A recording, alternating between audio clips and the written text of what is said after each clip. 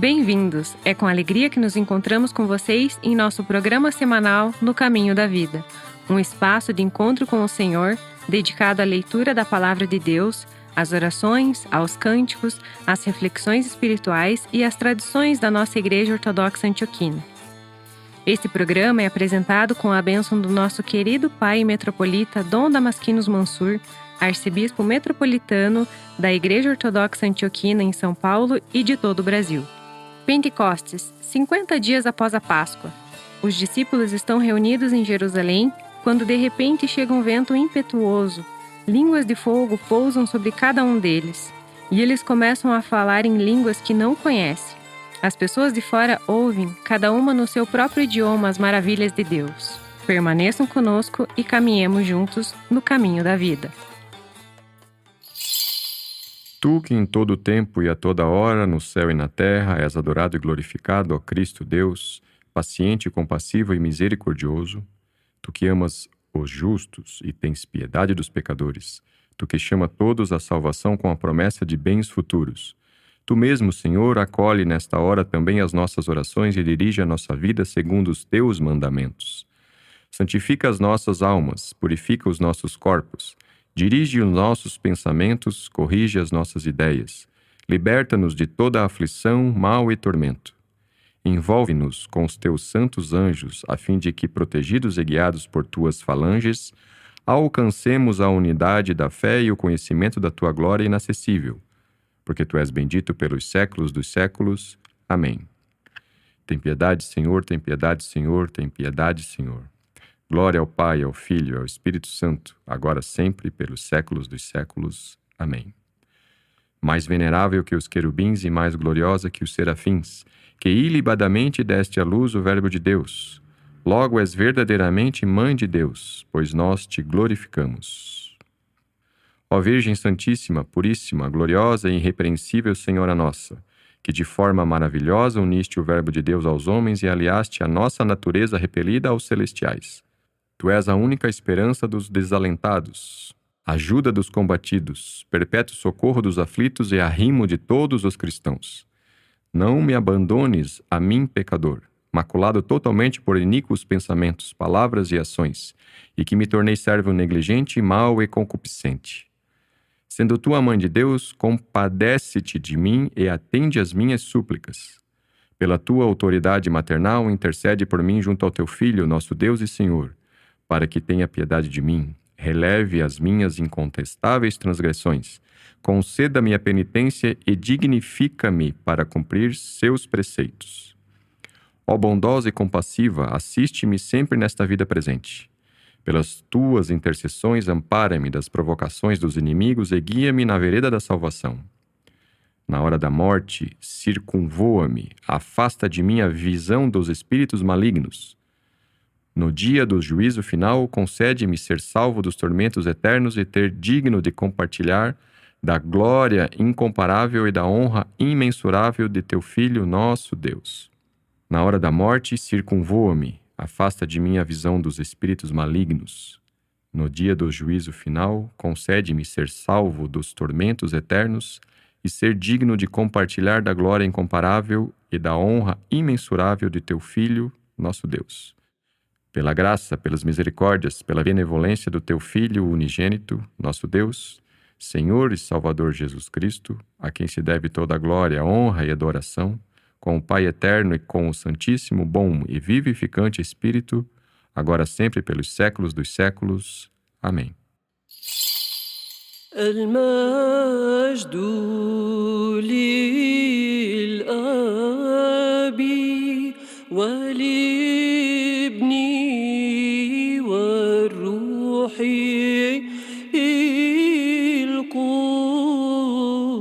القدس افتح لي أبواب التوبة يا واهب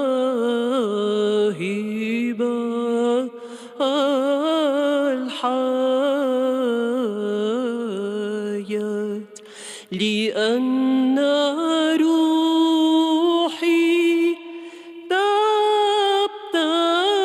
تبتكر إلى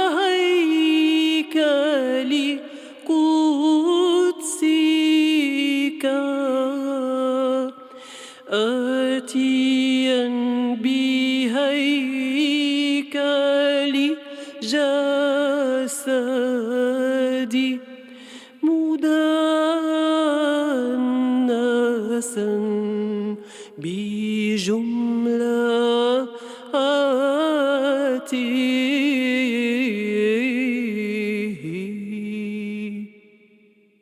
لكن بما أنك متعاطف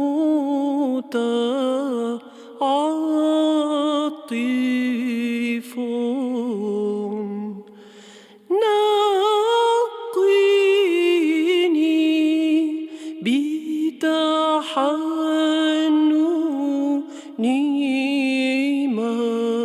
مراحمك.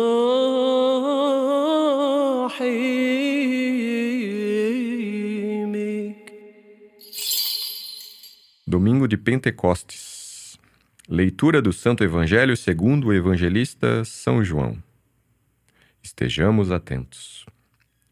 Na tarde do mesmo dia, que era o primeiro da semana, estando trancadas as portas do lugar onde estavam os discípulos, por medo dos judeus, Jesus chegou, pôs-se no meio deles e disse: A paz esteja convosco. Dito isto, mostrou-lhes as mãos e o lado. Os discípulos se alegraram ao ver o Senhor. Jesus disse-lhes de novo: A paz esteja convosco. Como o Pai me enviou, assim também eu vos envio. Após essas palavras, soprou sobre eles e disse: Recebei o Espírito Santo. A quem perdoardes os pecados, serão perdoados. A quem não perdoardes, os pecados não serão perdoados. Glória a ti, nosso Deus, glória a ti. Começando pelo nome da festa, Pentecostes. A gente usa a palavra, mas o que ela quer dizer? Pentecostes vem do grego Pentecosté, que significa simplesmente a 50ª, o 50º dia. Pente é 5, conta é dezenas, então penteconta é 50, e Pentecosté é o ordinal, a 50ª. A festa existe muito antes do Novo Testamento. No calendário judaico, era chamada de Shavuot, a festa das semanas. 7 semanas completas após a Páscoa, mais um dia chegando ao 50º. E era uma festa dupla. Celebrava a colheita das primícias dos grãos e celebrava a entrega da lei no Monte Sinai. A igreja viu em Pentecostes o cumprimento de ambas as coisas: as primícias do Espírito e a nova lei escrita não em pedra, mas nos corações. E Espírito Santo, o nome em si tem uma história? Em hebraico, ruach, em grego, pneuma, em latim, spiritus. As 3 palavras significam basicamente a mesma coisa: sopro, vento, respiração. Ruach no hebraico é feminino. Pneuma no grego é neutro. Spiritus em latim é masculino. A tradição ortodoxa nunca fixou um gênero gramatical como atributo teológico, porque Deus transcende qualquer categoria gramatical. O que importa é a imagem. O Espírito é o sopro de Deus. No princípio, o Espírito pairava sobre as águas. Em Gênesis, Deus sopra em Adão o fôlego de vida. No cenáculo, um vento impetuoso enche a sala. É sempre o mesmo movimento. O sopro divino que dá vida onde havia apenas matéria ou medo. E o nome Paráclito? O que é um Paráclito? Paráclito vem do grego parakletos. Para, ao lado, mas kalein, chamar. Literalmente, o chamado ao lado. No direito grego, o parakletos era o advogado de defesa, aquele convocado para ficar ao lado do acusado e falar por ele. Mas a palavra carrega mais: consolador, intercessor, alguém que fortalece quem está sozinho. Quando Jesus diz que enviará outro Paráclito, está dizendo que o Espírito será para os discípulos o que ele mesmo foi: presença, defesa, força, voz. A palavra inteira é um programa. O Espírito é aquele que nunca deixa ninguém desacompanhado diante do tribunal da vida. Nos Atos dos Apóstolos, São Lucas fala que quando se completavam os dias de Pentecostes, estavam todos juntos num mesmo lugar. Mas por que estavam todos juntos? Os apóstolos eram judeus e naquele dia se comemorava o Shavuot, a festa judaica que cai 50 dias após a Páscoa. 50 dias após a saída do Egito Israel chegou até o Monte Sinai e lá recebeu a Torá. Por isso, essa festa trazia a Jerusalém peregrinos judeus de muitas partes do mundo. Era uma festa de muita alegria. No templo ofereciam-se os 2 pães de trigo novo e os primeiros frutos de 7 espécies: trigo, cevada, uva, figo, romã, azeitona e tâmara. Era a celebração da abundância e da gratidão. As festas da Shavuot e a Páscoa estavam conectadas uma à outra. A Torá manda contar 7 semanas a partir da Páscoa e no 50º dia celebrar Shavuot. A teologia judaica via nessa contagem uma antecipação. A Páscoa comemorava a liberdade do Egito, mas liberdade para quê? O povo havia sido libertado para se tornar o povo de Deus, através da entrega da lei, ou seja, para receber a Torá no Sinai. A Páscoa cristã é a ressurreição de Cristo, a libertação da morte. Mas essa liberdade não chega à sua plenitude sem o Pentecostes, sem o dom do Espírito, que torna possível viver a nova vida. A ligação do Antigo com o Novo Testamento não para por aí. Em Babel, Deus confunde as línguas para dispersar a humanidade, que havia caído em arrogância. Isso causou divisão e impossibilidade de comunicação. No Pentecostes, o Espírito faz o movimento inverso. Os discípulos falam e todos ouvem na sua própria língua. A comunicação do Espírito transcende as barreiras. O que Babel havia dispersado, o Pentecostes reúne. Mas voltemos para o Sinai. Um episódio muito dramático ocorre enquanto Moisés está no monte recebendo a lei. O povo, impaciente com a ausência, convence Arão a fazer um bezerro de ouro. O resultado é amargo. Moisés desce do monte com as tábuas da lei e encontra o povo dançando diante do ídolo. As tábuas são quebradas e o julgamento é severo. 3.000 homens morreram naquele dia. Observem a diferença. No Pentecostes, a pregação movida pelo Espírito faz com que 3.000 homens sejam batizados. A simetria não é acidental. O que a lei não pode fazer, o Espírito fez. No Sinai, a lei foi escrita em tábuas de pedra, fora do homem. No Pentecostes, a promessa profética que se cumpriu é de uma lei escrita no coração, no interior do homem. No Sinai, o movimento é ascendente. Moisés sobe sozinho em um monte inacessível, enquanto o povo fica embaixo. No Pentecostes, o movimento é descendente. O Espírito desce e repousa sobre cada um dos discípulos. O povo já não fica apenas ao pé do monte. O Espírito desce sobre a igreja, e cada batizado é chamado a tornar-se templo do Espírito Santo. Para Thomas Hopkins, o Espírito Santo é o Senhor e vivificador, aquele que procede do Pai e age continuamente no mundo e na igreja. O Espírito Santo aparece desde a criação. Ele é apresentado como aquele que dava vida ao mundo e agia nos profetas e nas Escrituras. Mas sua manifestação plena acontece em Pentecostes, quando desce sobre os discípulos e dá origem à igreja. A igreja, na visão ortodoxa descrita pelo autor, não é apenas uma instituição humana. Ela é o lugar da presença viva do Espírito Santo. É o Espírito que mantém a unidade da igreja, inspira sua doutrina e torna possível a vida sacramental.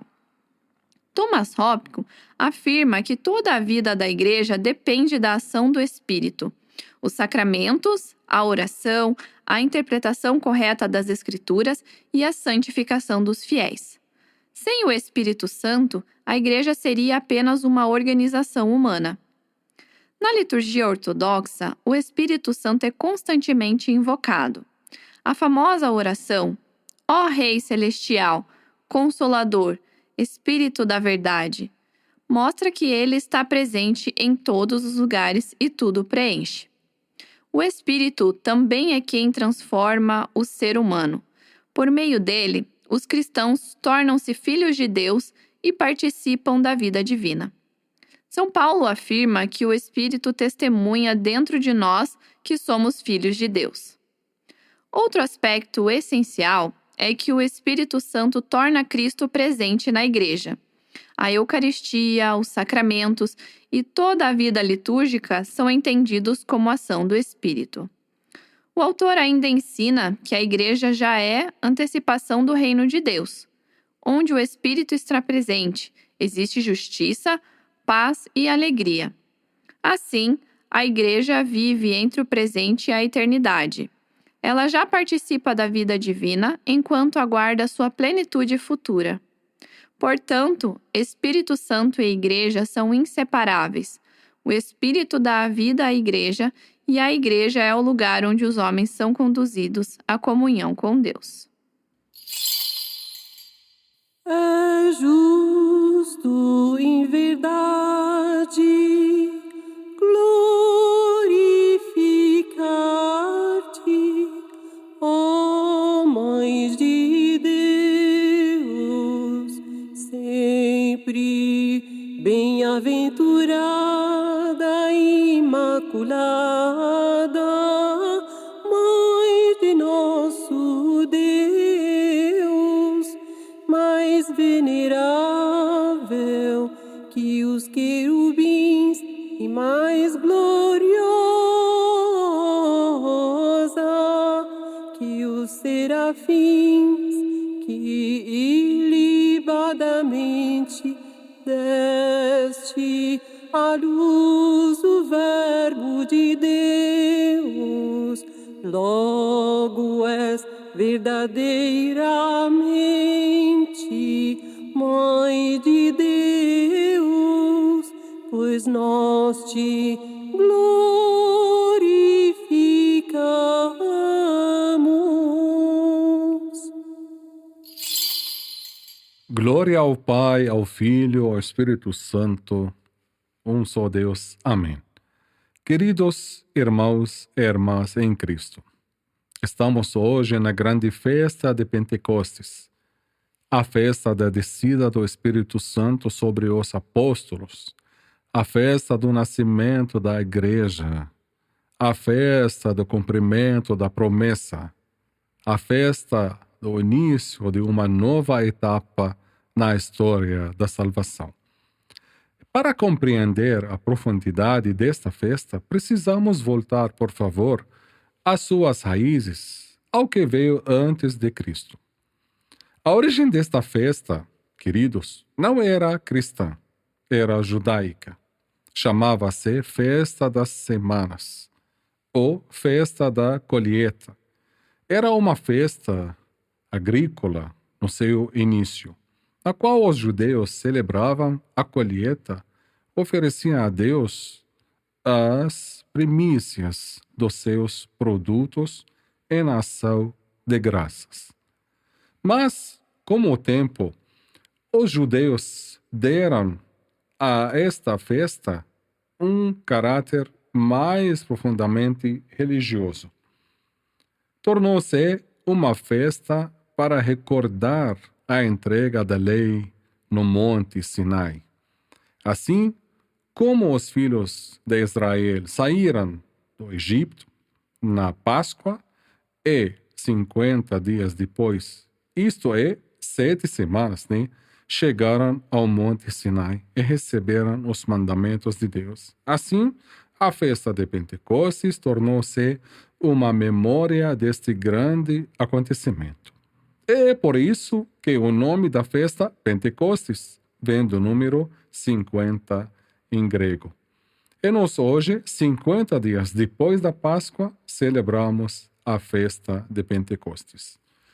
Os judeus também celebravam nesta festa outras memórias. A memória da coluna de fogo que os guiou no deserto e a memória da água que saiu da rocha pelas mãos de Moisés. Mas, e aqui, no auge desta cena simbólica, no último dia da festa, precisamente, o Senhor Jesus, aquele que deu a lei e é o dono da lei, levantou-se e abalou todas as escrituras com um grito: se alguém tem sede, venha a mim e beba. Quem crê em mim, como diz a Escritura, Do seu interior correrão rios de água viva. Estava no meio de todos aqueles símbolos, daquelas memórias, daquelas celebrações, e disse: eu sou o verdadeiro saciamento. Eu sou a água viva. Todas essas coisas que fazeis apontam para mim. Assim, nos recorda São Cirilo de Alexandria. Cristo não veio apenas para completar a festa, mas para mostrar que toda festa sem a sua presença é uma festa vazia, porque a lei era uma sombra e a verdade está em Cristo, e a água verdadeira não é a que saiu da rocha de Moisés, mas a que jorra do lado de Cristo na cruz. Os judeus não compreenderam o que ele queria dizer, mas o evangelista João explica-nos, ele disse isto acerca do Espírito Santo que os que crescem nele haviam de receber. E aqui chegamos a um mistério profundo que os nossos santos padres compreenderam claramente. O Antigo Testamento, como seus acontecimentos, personagens e símbolos, não era apenas uma história antiga. Trazia dentro de si uma boa notícia sobre Cristo. Como São Paulo anuncia claramente, os pais que saíram do Egito comeram todos do mesmo alimento espiritual e beberam todos da mesma bebida espiritual, porque bebiam da rocha espiritual que os seguia, e a rocha era Cristo. Sim, queridos, a rocha que Moisés golpeou e de onde saiu água era um símbolo de Cristo. E a água que saiu dela era um símbolo do Espírito Santo. Aprendemos isso com São João Crisóstomo. A rocha não o seguia se não fosse Cristo e precede-los. Eles bebiam de Cristo antes de Cristo assumir a carne, porque o Verbo estava presente em todos os tempos. E a água do Espírito jorrava onde queria, mesmo antes de Pentecostes. Por isso, quando Jesus está na festa e grita, vinde a mim e bebei, ele está a declarar que tudo o que veio antes era preparação. Todas as profecias apontavam para ele, porque ele é a verdade, ele é o saciamento, ele é a água viva. No fundo, queridos irmãos e irmãs em Cristo, a festa judaica tentava responder a duas perguntas. De onde vem a vida e o que é a vida verdadeira? Os judeus deram as suas respostas. A vida vem da observância da lei, dos rituais, das tradições herdadas. Depois, de repente, chega Jesus e grita: eu sou a luz do mundo. Eu sou a vida. Se alguém tem sede, venha a mim. Não disse a lei é a vida, disse eu sou a vida. E isto coloca todos diante de uma escolha. Ou fico com as minhas respostas antigas, ou vou até ele. Alguns creram, outros negaram. E este conflito existe desde aquele dia. E existe também no nosso mundo hoje. O nosso mundo de hoje oferece-nos civilizações múltiplas, cada uma afirmando que possui um método ideal para a vida. O pensamento materialista diz a vida é dinheiro e poder. O pensamento consumista diz a vida é o prazer. E cada voz grita: vinde a nós. E no meio de todas essas vozes, os cristãos permanecem como o seu Senhor, permaneceu antigamente, para anunciar que Jesus é a luz do mundo, e que quem tem sede verdadeiramente, venha a ele, não a nenhum outro.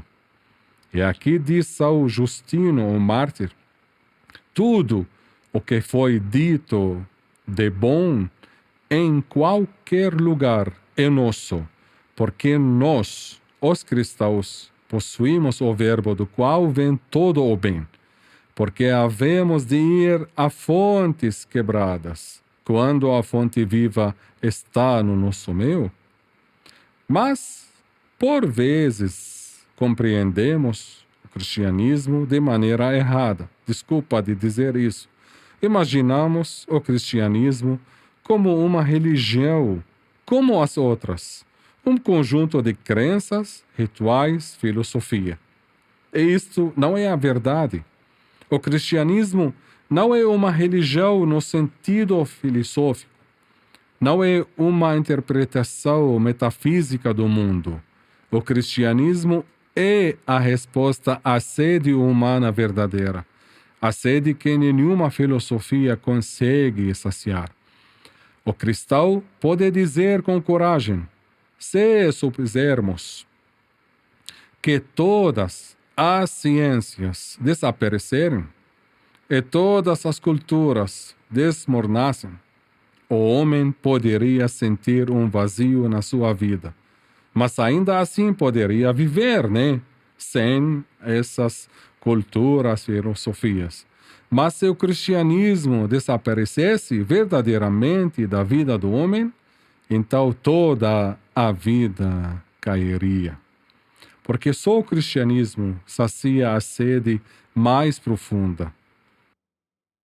Tudo o que não é cristão são arranjos para a vida, mas o saciamento da sede verdadeira foi anunciado por Jesus aos gritos: venha a mim e beba. E aqui está a pergunta mais importante. O que é a sede humana profunda? Sabemos que há necessidades para a vida, comida e bebida, mas o homem pode suportar a falta de comida por muito tempo. Quanto à sede, a sede é mais dura. A sede é o caminho mais curto para a morte. Mas Jesus declara: nem só de pão e de água vive o homem, mas de toda a palavra que sai da boca de Deus.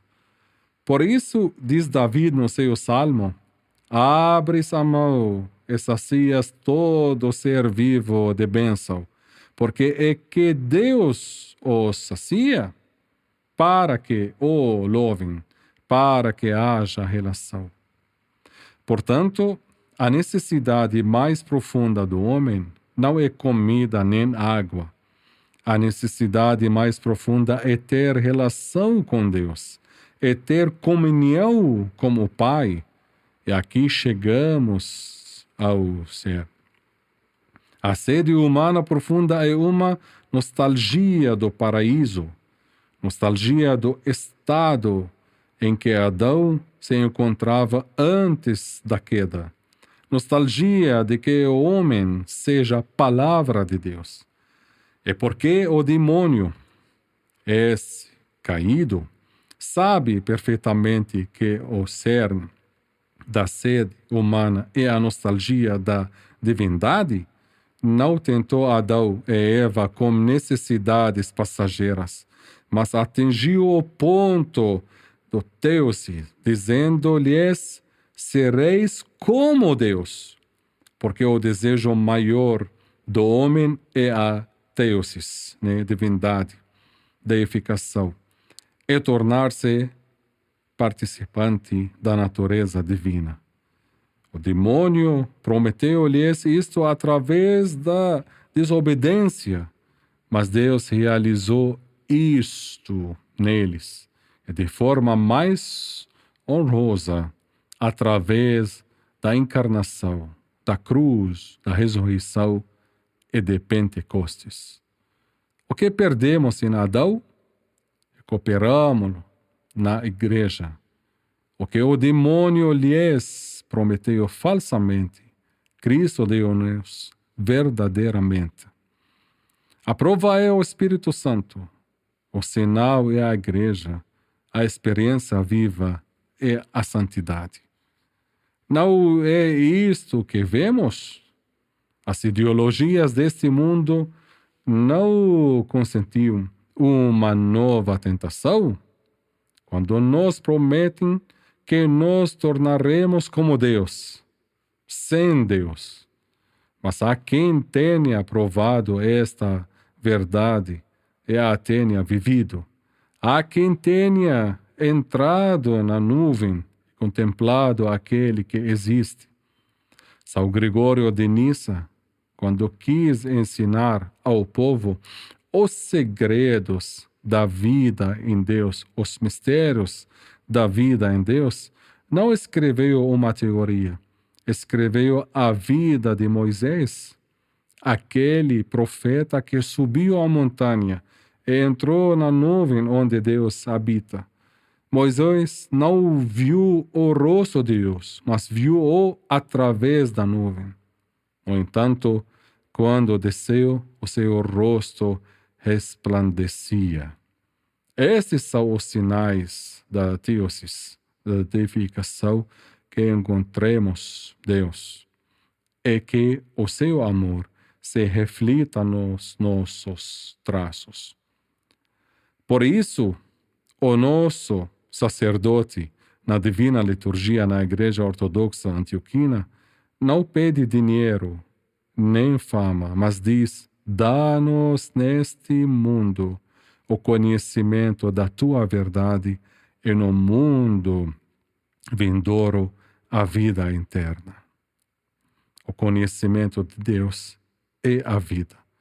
Por isso, São Paulo Magno diz: Cristo é a paixão amorosa do homem, não apenas um Salvador, mas uma paixão amorosa também, a sede suprema, a imagem mais bela que o coração humano busca. Se Cristo é a sede mais profunda, o que é a água viva que sacia esta sede? A resposta: o Espírito Santo. O Evangelho diz claramente: ele disse isto acerca do Espírito Santo. Jesus não nos deu uma doutrina, nem uma filosofia, nem uma ideologia. Deu-nos a si mesmo. Depois prometeu enviar o Espírito Santo para tornar a sua promessa presente em nós. No dia de Pentecostes, o Espírito Santo desceu sobre os apóstolos. Tornaram-se apóstolos, testemunhas e santos. A igreja nasceu. Pentecostes é o nascimento da igreja. Não apenas porque a igreja nasceu nesse dia, né? Mas porque nesse dia recebeu a força da vida. Por isso, queridos, neste dia, como os nossos santos padres, anunciamos ao mundo, a igreja sacia o sedento. Não porque possua água de si mesma, né? Mas porque está junto da fonte. E todo aquele que tem sede, venha a ela, venha para que o seu coração seja iluminado.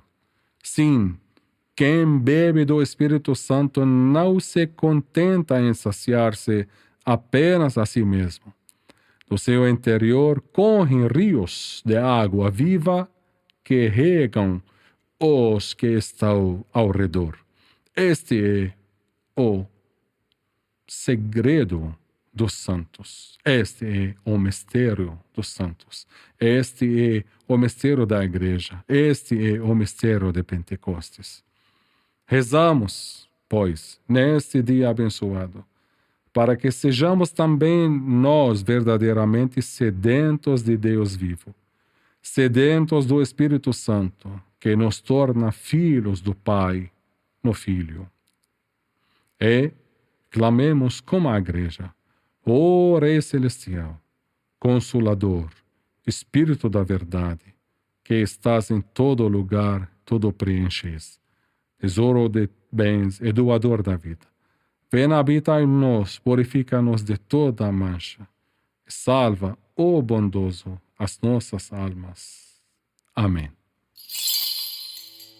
Ao encerrarmos nosso encontro de hoje, pedimos a Deus que esse tempo que tivemos juntos seja uma semente de luz em nossos corações nesse dia e ilumine os nossos passos. O Espírito desceu, a Igreja nasceu. A sede profunda do homem pelo paraíso começa a encontrar respostas na comunidade dos que receberam o Espírito. Mas esse Espírito não veio para permanecer como memória de um evento. Veio para fazer santos. No próximo programa, o Domingo de Todos os Santos, o fruto de Pentecostes. A Igreja inteira, visível e invisível, vivos e adormecidos, reunida em torno do corpo de Cristo. E a pergunta que vai guiar o episódio é: o que é santidade? Para conhecer mais a nossa igreja, convidamos você a participar conosco da Divina Liturgia, celebrada todos os domingos às 10h30 da manhã, na Igreja Ortodoxa Antioquina São Jorge de Curitiba, localizada na Rua Brigadeiro Franco, 375, nas Mercês, em Curitiba. Até o nosso próximo encontro e caminhemos juntos no caminho da vida.